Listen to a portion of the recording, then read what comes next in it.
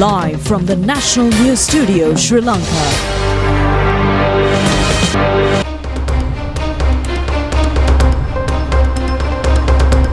Good evening, this is the National News Telecast. I'm Muvin Hettiarachchi. And I'm Hishain Ali. Let's have a look at the headlines for tonight.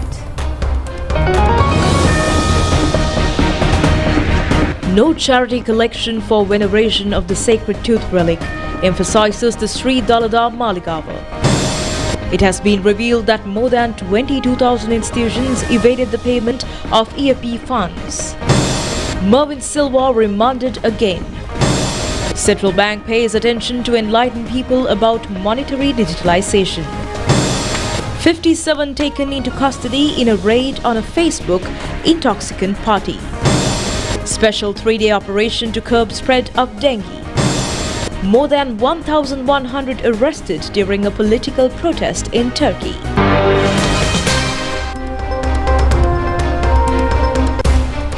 On to those stories and others in detail, and your top story for tonight is the Temple of Tooth in Kandy says fake news regarding the Sri Dalada exposition is circulating through the social media. The Temple of Tooth says this in an announcement on its official Facebook page in this connection. Through this fake news, public have been requested to make donations to provide facilities for devotees who come to visit the exhibition. The Temple of Tooth in Kandy says that all relevant facilities will be supplied by Sri Dalada Maligava and the government. It is further said that no person or organization is allowed to collect funds for this matter. Deputy Chief Prelate of the Malvatta chapter, Venerable Dimulkumre Vimaladhamma Thera, said that it is reported that some individuals are collecting money in the guise of providing facilities for devotees during the Sri Dalada exhibition. Thera requested the public not to donate money to such racketeers. All facilities for devotees will be supplied by the Kandy Municipal Council and the government. Senior member of the Guardian Committee of the Asgiriya chapter, Venerable Dr. Godagama Mangalathera, said that the facilities needed for devotees who arrive in Kandy will be provided by Sri Dalada Maligava. Some organizations are attempting to collect funds in the guise of providing facilities. Therefore, the people are requested not to donate money or material for such fake collectors. Chief incumbent of the Atamasthane, Venerable Palligama Hemaratna Thera, also expressed views regarding this sacred veneration of the tooth relic. The Thera said that there is a significant opportunity to worship the sacred tooth relic. Organizing this event is a great meritorious act. This exposition of the sacred tooth relic will be a huge blessing for the country. The persons who have taken this decision will also have blessings of the tooth relic. The official theme and logo of the exhibition has been launched. Accordingly, the exposition of the sacred tooth relic will be held from the 18th to the 27th of next month under the theme of the sacred veneration of the tooth relic of Lord Buddha. 3 newly appointed foreign ambassadors to Sri Lanka presented credentials to President Anurukumara Dissanayake today at the Presidential Secretariat. The newly appointed ambassadors present France, State of Palestine and Nepal. Accordingly, Remy Lambert has been appointed as the ambassador of France. Dr. Purna Bahadur Nepali took his oath as the ambassador of Nepal, while Ihab I.M. Khalil has been appointed as the ambassador of State of Palestine. The attention of the government has been directed towards non-payment of the Employee Provident Fund in the government, semi-government and private institutions. Deputy Minister of Labour Mahinda Jayasinghe said that there are problems regarding the payment of the Employee Provident Fund to the employees for more than 20,000 institutions. Deputy Minister of Labour Mahinda Jayasinghe said it has been revealed that during the past, more than 22,650 government, semi-government and private institutions have not contributed to the Employee Provident Fund. By now, there is an amount of about 36 billion rupees of unpaid PF money. He added that therefore it is expected to take action in this regard. The Deputy Minister made these observations joining a function of the HMDN Vataliya, the taking up duties as the new Commissioner General of the Department of Labour. Former Former Minister Mervyn Silva has been remanded until 3rd of next month, along with 2 others, when the case against them was taken up today by the Mahara Magistrate Courts. The case was taken up online. A case has been filed against Mervyn Silva and a group of others on allegations of selling a government-owned land in Kalaniya area to a private party preparing forged deeds. He was taken into custody on the 5th of this month on these allegations, and former Minister Prasanna Ranavira and 2 others are expected to be taken into custody in this connection, and a foreign travel ban against them has also been imposed. Governor of the Central Bank, Dr. Nandalal Veerasinghe, says that the literacy of the masses have to be improved regarding financial digitalization. He stated this in a special program will be held for this purpose. The governor made these observations at a function held in Nuwara. Governor of the Central Bank, Dr. Nandalal Veerasinghe, said that efforts through the digitalization is to improve the contribution of the economy of the country by increasing the efficiency and creating a methodology to increase income, at the same time making it easier to conduct transactions. This will be also beneficial for those who are engaged in relevant activities and in business, as well as this has to be encouraged. The customer has to do transactions with money with the help of digital payments. This is also an encouragement for them and a responsibility. The lack of financial literacy and literacy regarding the economy are the main reasons for implementing digitalization. The government pointed out that such circumstances, the customer may need to follow the wrong paths, or the financial transaction economic activity is really faulty. This is why the proper transaction has to be taken regarding the financial literacy, economic literacy, transaction and conducting business has to be addressed while the central bank is digitalization the process. He said that the contribution to the Employee Provident Fund can be made efficient through the digitalization, where the members of the fund can have an idea of the balance of their accounts. In the meantime, 2 persons have died and 3 others injured in several road accidents occurred in several areas yesterday and today. The victims have been identified as young, female and male. A young woman has died in a collapse of wall at Moratudu area in Vadua. The Kalatura North police say that the accident occurred while the victim had gone to her boyfriend's house. She was looking at the fiancé feeding goats behind the house. At that time, the close-by wall collapsed on her.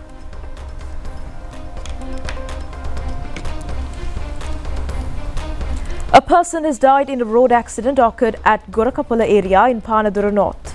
The victim is a 64-year-old male, a resident of Kadrudu area in Panadura. He was knocked down by a motor vehicle while he was crossing the road at Gorakapala area. He was admitted to Panadura Base Hospital and late succumbed to his injuries. Panadura police say that the speeding vehicle is the cause for accident and the driver has been taken into custody. A woman was injured in a road accident occurred near the Kantale bus stand yesterday.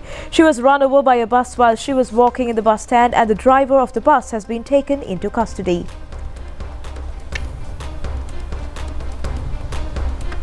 A lorry transporting rice from Girandrukotte to Bandaravela met with an accident at the Mahayangane area this morning. The lorry veered off the road when the driver attempted to move the lorry to a side for another vehicle. 2 persons have been injured when a lorry crashed into a shop at Walakadu Junction area in Koluna. It is reported that the shop is totally damaged. The lorry, which was transporting tea saplings to Deniaya area, has met with a technical failure at a very steep road. While the tea saplings of the lorry were unloaded to another lorry, the brake system went aloof and crashed into a nearby shop. The 2 persons who were unloading the tea saplings were injured and admitted to Koluna Base Hospital. Since 1 person was in severe condition, he was transferred to Karapitiya National Hospital. The Pamunagama police has arrested 57 suspects raiding a party organized through Facebook. The police say that this party was held in the Uskati area in Bopitiya using heroin. According to police, the party has been held in a hotel of the area. The arrestees are between the ages of 18 and 30 residents from Jaffna, Alisavela and Colombo areas. The hotel owner has also been taken into custody under the charge of using loudspeakers without permission and using heroin in the party. The group was to be produced before the Valisar Magistrate Courts today.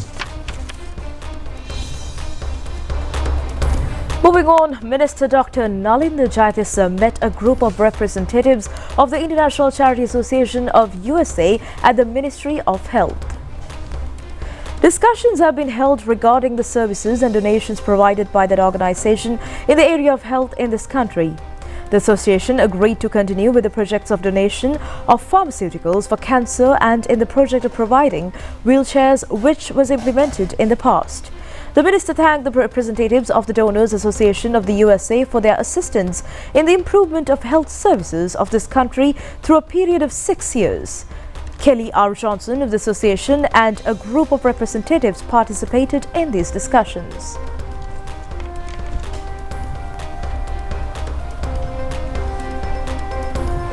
Parliamentary indoor sports tournament was held for the 5th consecutive year at the Parliamentary complex recently. It was held in the Billiard Hall in the Parliament and included many events of snooker, table tennis, checkers, chess, carom and pool. The final match of the snooker event was won by MP D.V. Chanaka defeating MP Rohana Bandara. In the mixed doubles table tennis match, the Deputy Minister Chaturanga Abesinghe and attorney Nilanthi Kotarachi secured victory. The opposing pair included MP Varuna Liyanage and attorney Chamandarani Kirelia. In the men's table tennis match, MP Varuna Liyanage claimed the championship, while MP Ruantigalika Jayakodi became the runner-up. MP Nilanthi Kotarachi secured the women's table tennis title, while MP Chamandarani Kirelia finished second. MP Dr. Ramanathan Archana won the chess event, with MP Rohana Bandara becoming the runner-up. In the carom event, MP Prageet Manduranga won the first place and Sports Minister Sunil Kumar Gamage took second place.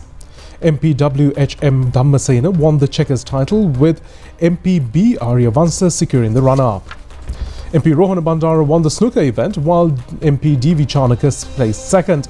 The awards and the certificates of the annual Parliamentary Indoor Sports Tournament were present under the patronage of Prime Minister Dr. Harini Amarasuriya and Speaker Dr. Jagat Wickramaratne.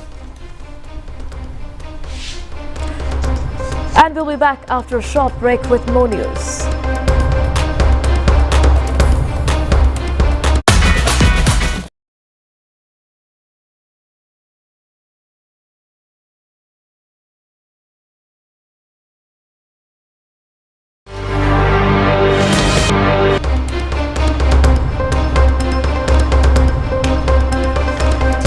Welcome back after the break. A 3-day program has been organized by the Ministry of Health to curb the spread of dengue. This will be in operation on the 27th, 28th and 29th of this month. The reason for the situation has been attributed to the danger of an increase in the number of dengue patients in the coming days due to intermittent rain.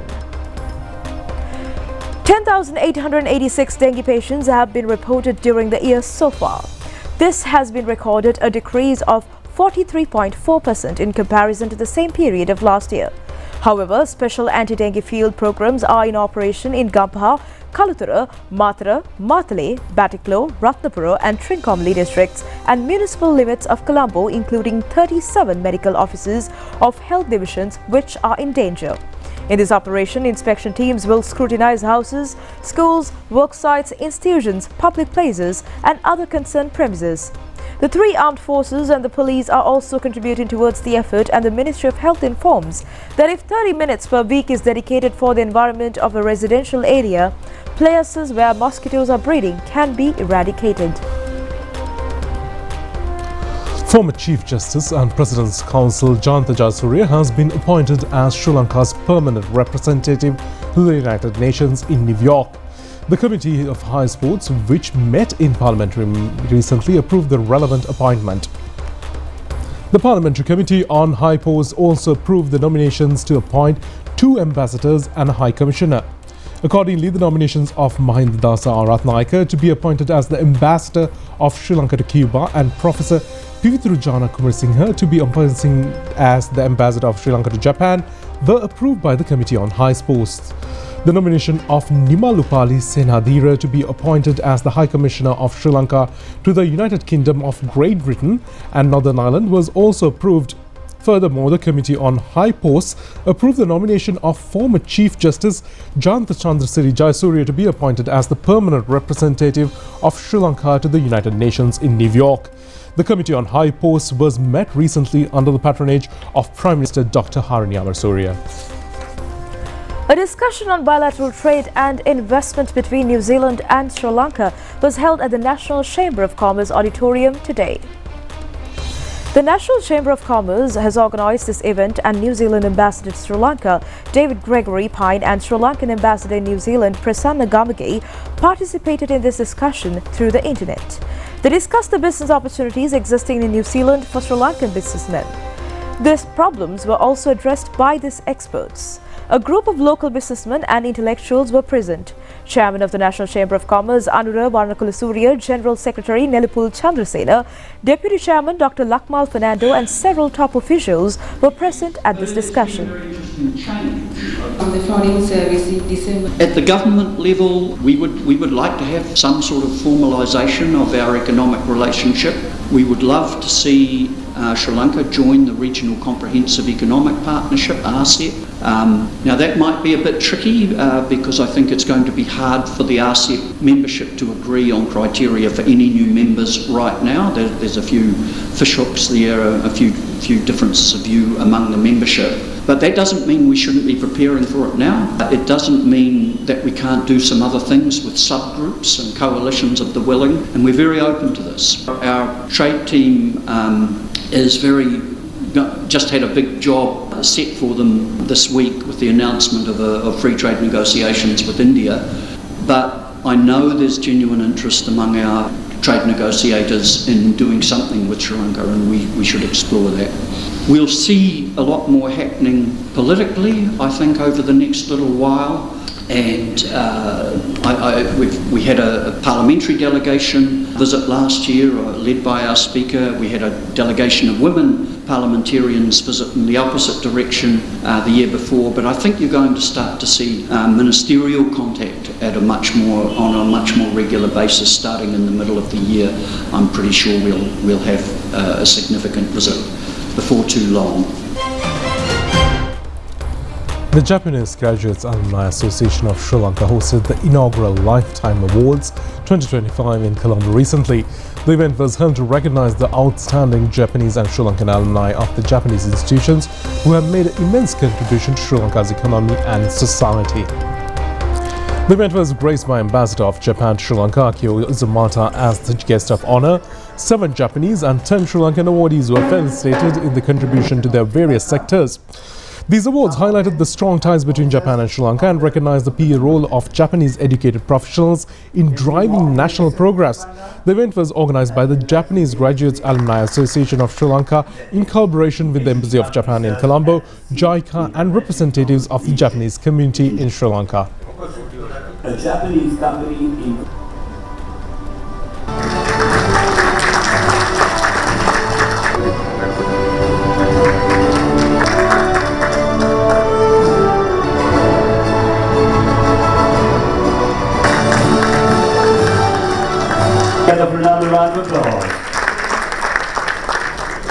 I feel so humbled, actually dwarfed, in the face of the tremendous contributions that all the awardees have made so far to contribute to the development of Sri Lankan society, economy, many fields, and Japan-Sri Lankan relations. Your contribution is not over a span. Your contribution lasted and still lasting, going on. This is amazing. On behalf of the government of Japan too, I would like to express our sincere tribute to all of the awardees making amazing contribution in different fields: industrial development, business, investment, technology, cultural exchanges, language, and in so many other fields.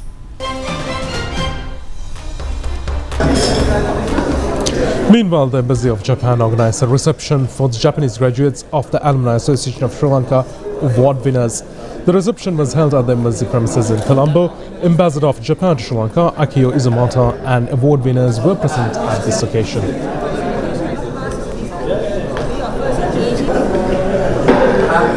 Now to invite His Excellency. And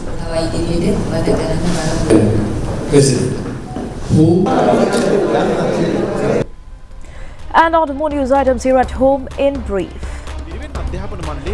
The 202nd meeting of the Pirivan Education Board was held today under the patronage of Prime Minister Dr. Harini Amrasuriya.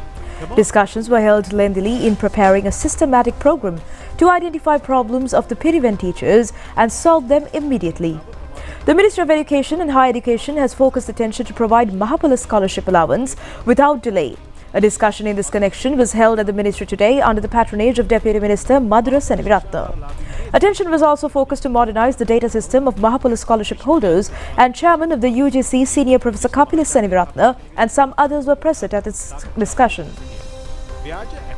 Former Minister Udaya Gammanpilla and a businessman Sydney Jayasinghe, who was accused of fraud of shares worth 21 million rupees using a forged power of attorney, were acquitted by the Colombo High Courts. This case has been filed by the Attorney General during the good governance regime. They were accused of breaching the trust by misusing shares worth 21 million rupees belonging to an Australian businessman.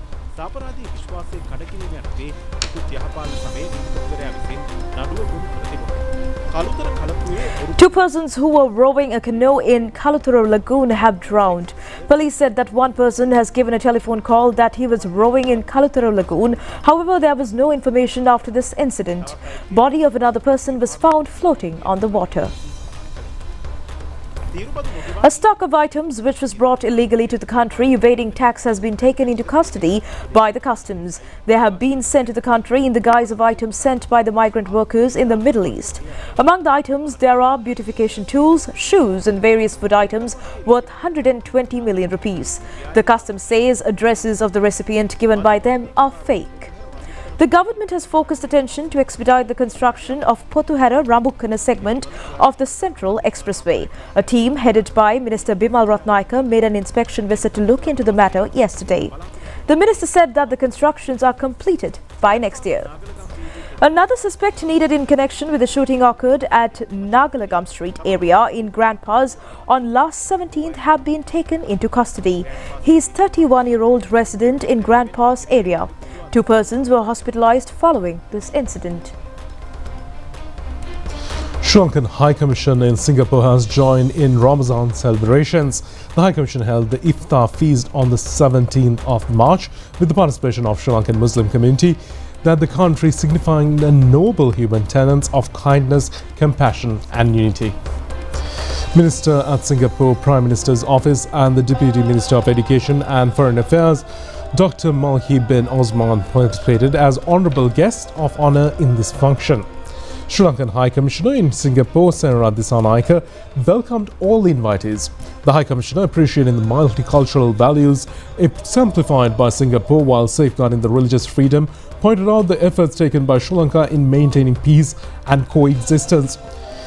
The religious prayers were conducted by Qari Sheikh Ibrahim of Balawi Mosque. The function ended with a traditional iftar dinner prepared according to the food culture of Sri Lanka.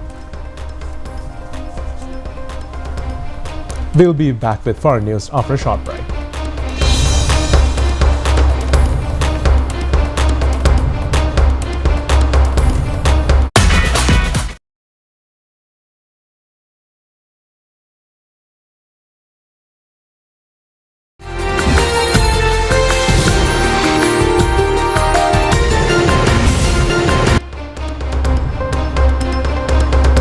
Welcome back after the break and on to foreign news for the night. Turkey police have detained more than 1,100 people, including journalists, in 5 days of protest across the country. The demonstrations began in Istanbul after Istanbul Mayor Ekrem İmamoğlu's arrest last week. The Istanbul courts formally arrested the city's mayor Ekrem İmamoğlu on the corruption charges, sending him to pre-trial detention on the day he received his party's nomination to run for president. Following the arrest, tens of thousands of demonstrators gathered in the city, protest of the move.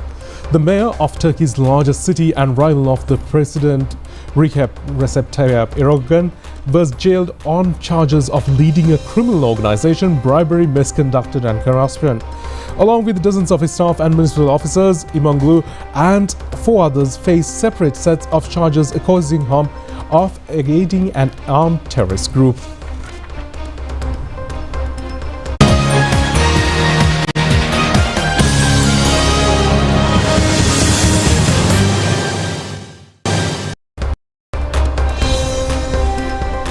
Now on sports news, Sunrisers Hyderabad were able to win the match against Rajasthan Royals by 44 runs in the Indian Premier League T20 cricket tournament. And the match was played at Hyderabad.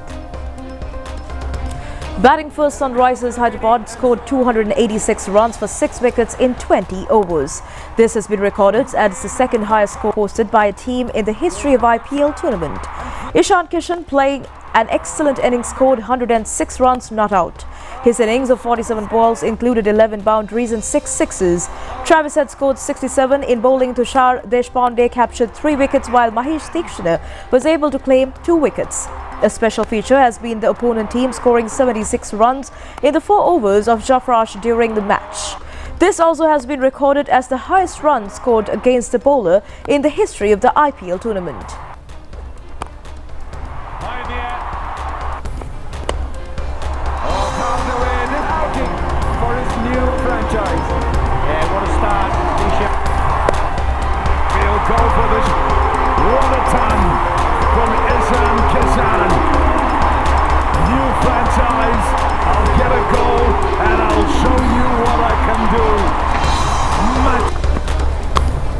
And in response, Rajasthan Royals scored 242 runs for the loss of 6 wickets in the allotted 20 overs. Dhruv Jural scored 70 runs while Sanju Samson scored 66 in bowling. Darshan Patel and Simrjeet Singh shared 2 wickets each.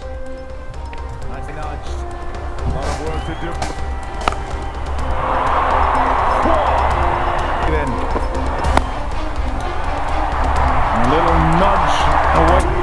It's a win for Sunrisers Hyderabad by 44 runs. The happiness for them at the start with an emphatic win here at home. Looking once again in season 8. Batting first, it's time to say Shane. And another match in the IPL tournament was played yesterday between Mumbai Indians and Chennai Super Kings in Chennai. Chennai Super Kings won the match by 4 wickets. Batting first, Mumbai Indians scored 155 runs, losing 9 wickets in 20 overs. Tilak Verma scored 31 runs. In bowling, Noor Ahmed captured 4 wickets and Khalil Ahmed was able to pick up 3 wickets. Chasing a victory target of 156 runs, Chennai Super Kings won the match in 19.1 overs, scoring 158 runs, losing only 6 wickets. Rachin Ravindra scored an unbeaten 65 runs. Rutraj Gaikwad scored 53. Close, gone! Former Bangladesh cricket captain Tamim Iqbal has been hospitalized due to a heart ailment during a match of the Dhaka Premier League cricket tournament. Tamim Iqbal fell ill during the match between Mohammedan Sports Club against Shinapur Cricket Club played at Savar today. The player was hospitalized after complaining of chest pain when he was in the dressing room after the toss. His condition is reported to be serious. That's it for tonight's English News Telecast. Thank you for joining us. Good night.